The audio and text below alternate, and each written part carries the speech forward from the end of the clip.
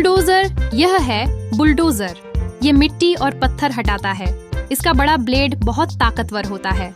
ये सड़क और इमारत बनाने में काम आता है। क्रेन, यह है क्रेन। ये भारी सामान ऊपर उठाती है।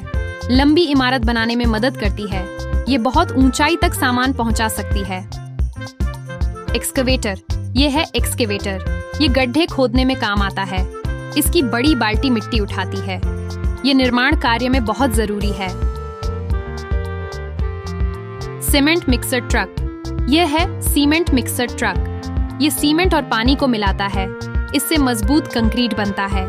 ये इमारत और सड़क बनाने में काम आता है।